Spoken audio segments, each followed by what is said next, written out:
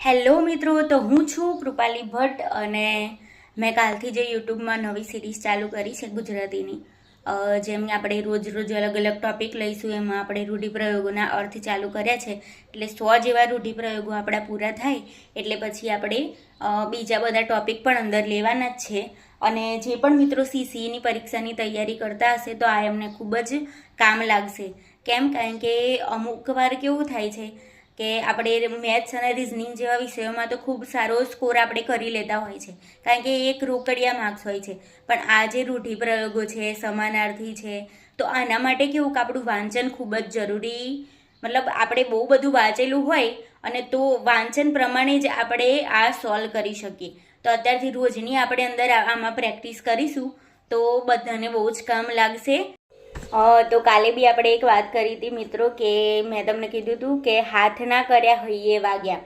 આનો તમારે મને જવાબ આપવાનો છે, બરાબર? તો આનું એક સોંગ બી છે, કદાચ તમને બધાને ખબર જ હશે, જિગ્નેશ કવિરાજનું, કે હાથ ના કર્યા હૈયે વાગ્યા ઓ બેવફા ક્યાંય ના રાખ્યા.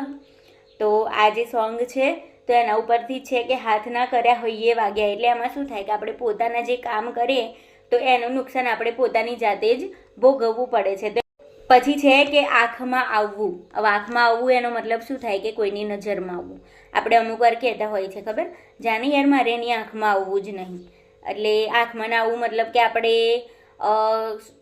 હોમવર્ક ના કર્યું હોય અને ભૂલથી સર આપણને પકડી લે, એ બીકથી આપણે શું કરીએ તો ના, મારે સરની આંખમાં આવવું જ નહીં. તો આનો મતલબ એમ થાય કે આપણે કોઈની નજરમાં આવી ગયા એમ.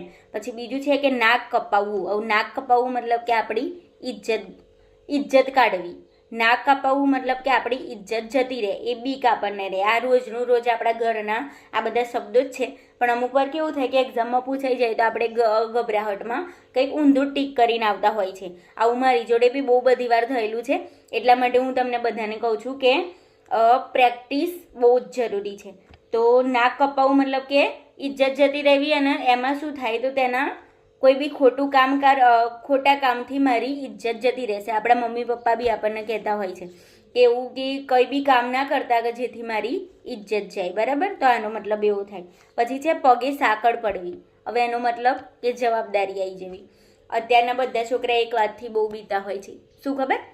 કે મેરેજ થઈ જશે ને એટલે મારી જવાબદારી વધી જશે. તો આનું બી અંદર એવું જ થાય કે પગમાં સાંકળ પડવી, મતલબ કે આપણી જવાબદારી વધી જવી. પછી છે કે હાથ ધોઈને પાછળ પડવું. આ બી રોજનું છે કે કોઈની સતત એના પાછળ પડી રહેતા હોય તો એ શું કહેશું, મારી હાથ ધોઈને પાછળ પડી ગયો છું એમ. આવો ભાઈ બહેન હોય તો એકબીજા જોડે લડતા હોય તો આ નાની વાતો એ કરતા છે એકબીજા જોડે.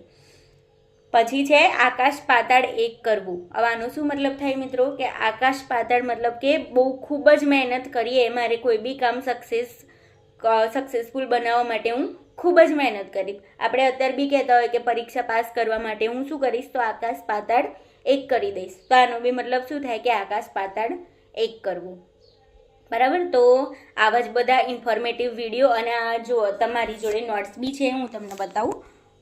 આ નોટ્સ છે જે મેં મારી હાથે જ લખેલી છે મિત્રો.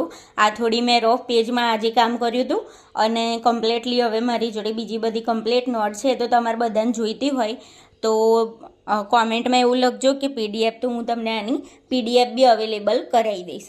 ગુજરાતીની બધી નોટ્સ મારી જોડે આવી રીતે લખેલી અવેલેબલ છે, એટલે હું બધું જ તમને સમજાવીશ. પણ જો આવી જ રીતે તમારે હેન્ડ રિટન નોટ જોઈતી હોય તો એ પણ મારી જોડે છે, એની પણ હું તમને પીડીએફ અવેલેબલ કરાવી દઈશ. જો આવી જ રીતે તમારે ઇન્ફોર્મેટિવ રોજના વિડીયો જોઈતા હોય તો ચેનલને સબસ્ક્રાઈબ કરો મિત્રો, અને તમારા બધા મિત્રો જોડે શેર કરજો જે પણ સીસીની પરીક્ષાની તૈયારી કરતા હોય. અને એવું નહીં કે આ સીસી માટે બી કામ લાગશે. હવે આવનારી જે MPSWની છે, પછી જે પંચાયત માટેની બીજી બધી એક્ઝામો છે, એમાં પણ જો ગુજરાતી આવશે તો એમાં બી કામ લાગશે. અને સ્ટાફ નર્સની આવવાની છે તો એમાં બી ગુજરાતી છે. તો સ્ટાફ નર્સવાળા જે બી પ્રિપરેશન કરતા હશે તો એમને બી આ કામ તો લાગવાનું જ છે. એટલે એવું નહીં કે આપણી તૈયારી જે છે એ વ્યર્થ જવાની છે. અને બીજા બધા જે આપણે વિડીયો જોઈએ બહુ લાંબા હોય છે તો એટલે હું આ થોડું શોર્ટમાં પતાવવાનો ટ્રાય કરું છું.